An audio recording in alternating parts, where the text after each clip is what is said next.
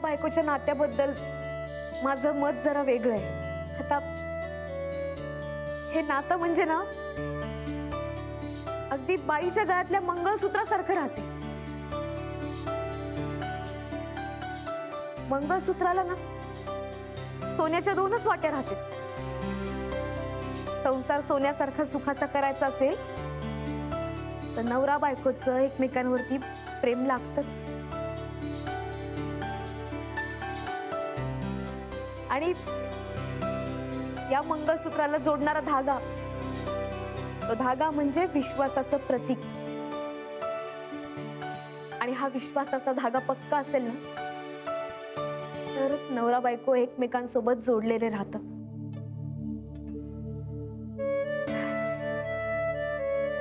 म्हणूनच म्हणते प्रेम, विश्वास आणि सोबत या 3 गोष्टींवरती सुखाचा संसार अवलंबून असतो।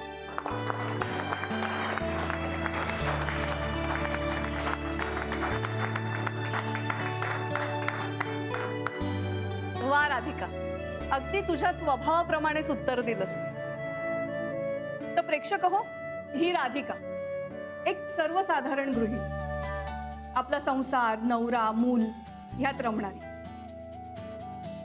आणि आता ती ज्या तिच्या मिस्टरांबद्दल बोलत होती ते म्हणजे आपल्या बरोबर असलेले मिस्टर गुरुनाथ सुभेदार। एकदा जोरदार टाळ्या होऊन जाऊ देत त्यांच्यासाठी।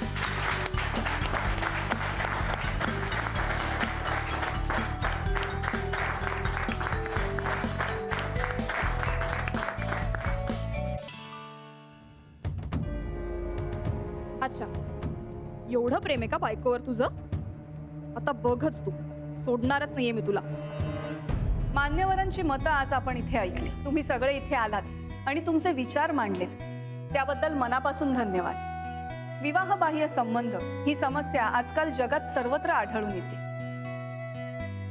तिचं अस्तित्व जरी आपण टाळू शकत नसलो तरी तिचे धोके आपल्याला ठाऊक असायलाच हवे। ही एक कीड आहे, फक्त कुटुंबालाच लागलेली नव्हे, समाजाला सुद्धा। ह्यामुळे कित्येकांची आयुष्य बर्बाद झाली आहेत। तर सख्यांनो, सतर्क राहा। आपला संसार, आपला नवरा ह्यावर विश्वास ठेवा, पण अंधविश्वास ठेवू नका।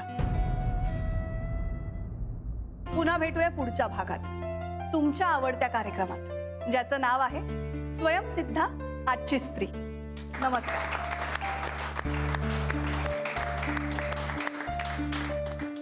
धन्यवाद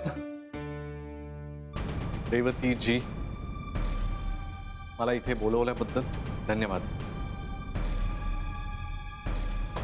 छान झाला कार्यक्रम, नाही का?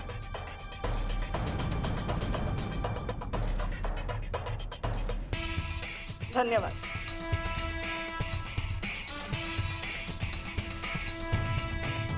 खरंच ते मंगळसूत्राबद्दल बोललात ना, खूपच छान वाक्य होतं। थँक्यू। तुम्ही लेखिका आहात का? हा, नाही नाही नाही, जे मनात होतं ते बोलले झालं।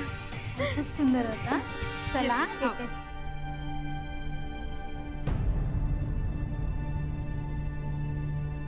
बापा, हे आणि रेवती कुठे गेले? दिसून नाही राहिले। शनाया शनाया शनाया शनाया, ऐक ना यार, प्लीज प्लीज चिडू नकोस ना। काय ऐकू? ऐकलं ना आतमध्ये तुझं तुझ्या बायकोवर किती प्रेम येते। अगं आता 4 चौकात कसं सांगणार आहे मी? बायकोबद्दल बोललास ना, मग माझ्याबद्दल बोलायला काय प्रॉब्लेम आहे रे? प्लीज तू यू ट्राय टू अंडरस्टँड ना please. I do not want to understand anything, okay? मला नाही बोलायचं तुझ्याशी। पर आय एम सॉरी बाबा, मी 4 चौकात नाही बोलू शकलो, पण दॅट डझंट मीन की माझं तुझ्यावर प्रेम नाही आहे। I love you so much. खोटं बोलतोयस तू। तुला असं खरंच वाटलं असतं ना, तू तिथे बोलला असतास।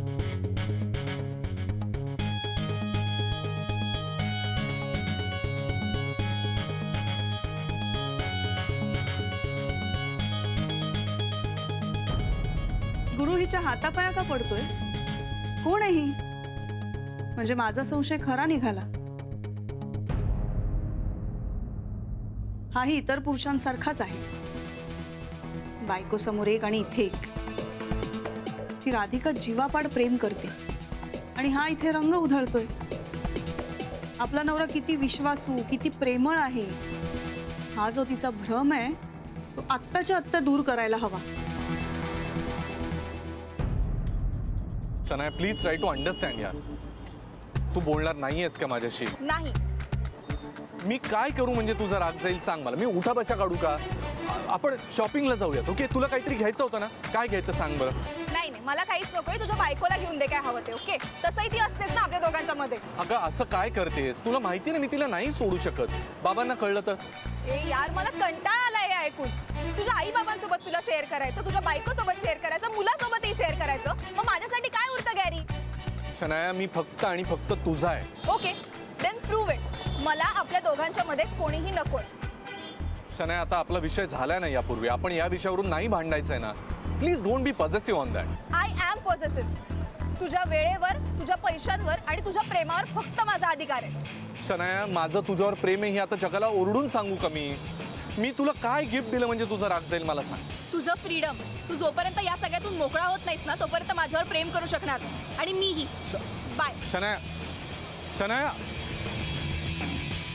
शनाया शनाया खरंच या सगळ्यातून ना मोकळं व्हावं असं वाटतं. अवघड आहे 2-2 बायकांना सांभाळणं. तारेवरची कसरत आहे नुसती, दुसरं काही नाही.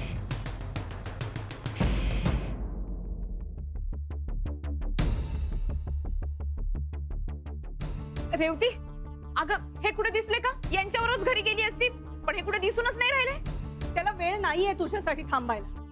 इतकी सुंदर मॉडर्न गर्लफ्रेंड मिळाल्यावर तुझ्यासाठी का थांबेल तो? काय कोण मिळालं? राधिका गुरुचं अफेअर चालू आहे. मी आत्ता त्या दोघांना बाहेर बघून आले.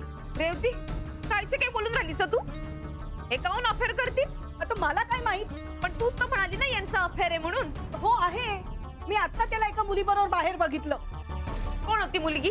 तिचा चेहरा नाही बघू शकले मी. राधिका, पण त्या दोघांच्या जे काही सुरू होतं ना त्याच्यावरून त्यांच्यात काहीतरी आहे हे मात्र नक्की. राधिका, ज्या नवऱ्यावर तू एवढा विश्वास ठेवतेस ना त्यानेच विश्वासघात केलाय तुझा. बास रेवती, आता यांच्याविषयी मी आणखी ऐकून घ्यायची नाही. तू माझी मैत्रीण आहेस म्हणून ऐकून घेतलं. यापुढे बोलायचं नाही. या भ्रमातून बाहेर पड आधी राधिका. भ्रम नाही, खात्री आहे मला यांच्याविषयी आणि यांच्या प्रेमाविषयी. याच प्रेमाची पट्टी बांधून ठेवली आहेस डोळ्यावर. त्या सगळ्याचा नीट पाठपुरावा कर म्हणजे सत्य काय आहे ना ते कळेल तुला. मला आता काहीच कळवून घ्यायचं नाही आणि सत्य काय आहे हे मला चांगलं माहिती. रेवती, अगं कुठल्याही पोरीला यांच्या बरोबर बघून मी त्यांच्यावरती संशय घ्यायचीच नाही. ती पोरगी कोणी असू शकते. ऑफिस मधली एखादी मैत्रीण, आमची एखादी नातेवाईक, अगदी कोणी. नुसतं फिरणं म्हणजे काही प्रेम नाही ना. अशा छोट्या छोट्या गोष्टीवरनं संशय घेणं म्हणजे आपल्याच प्रेमावर अविश्वास दाखवण्यासारखं नाही का? किती दिवस स्वतःची अशी फसवणूक करणार आहेस तू? राधिका, स्त्री पुरुष एकमेकांशी जसे वागतात ना त्यावरून कळतं की त्यांच्यात काय नातं आहे. आणि हे न कळण्या एवढी दुधखुळी नाहीये. गुरु तुझ्याशी खोटं बोलतोय, तुला फसवतोय. त्याला जे हवंय ना तेच चित्र तुला दिसतंय. थांब रे, आता मला काहीच ऐकून घ्यायचं नाही. हे कसे आहेत काय आहे मला चांगलं माहिती. कसं आहे ना, आपण ज्या रंगाचा चष्मा लावतो तसंच जग दिसतं.